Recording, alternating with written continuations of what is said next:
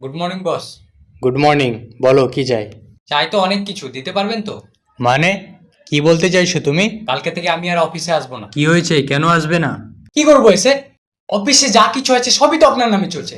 Light চলছে আপনার নামে, ফ্যান চলছে আপনার নামে, ওয়াইফাইটাও চলছে আপনার নামে।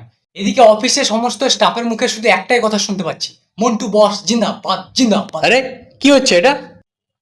এই যে সামনে দিওয়ালি আসছে, আপনি তো প্রতিটা স্টাফকে অফিসে ডেকে তাদের পকেটে দিওয়ালির বোনাস ভরে দিয়েছেন।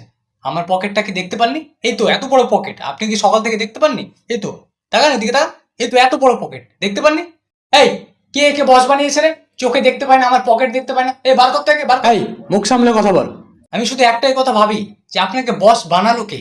আপনার মতো কানা বস আমাদের দরকার নেই। এই তুই চিনিস আমাকে? হ্যাঁ, খুব ভালো করেছি। আপনি তো হলেন সেই জ্ঞানীগুণী ফাঁকিবাজ, মহান স্বার্থপর, চোখে কম দেখা আমাদের মন্টু বস, যে আমার পকেট বাদ দিয়ে সবার পকেটে দিওয়ালি বোনাস ভরে দেয়। বস, আজ থেকে তাহলে আমি আপনাকে একটা নতুন নামে ডাকবো, মন্টু দা pocket Diwali. Good morning Montu দা পকেট দিওয়ালি। মন্টু দা পকেট দিওয়ালি, ভালো আছেন? মন্টু দা পকেট দিওয়ালি। এই বেরো অফিস থেকে, যা। মূর্খ কথা কর। এই সিকিউরিটি,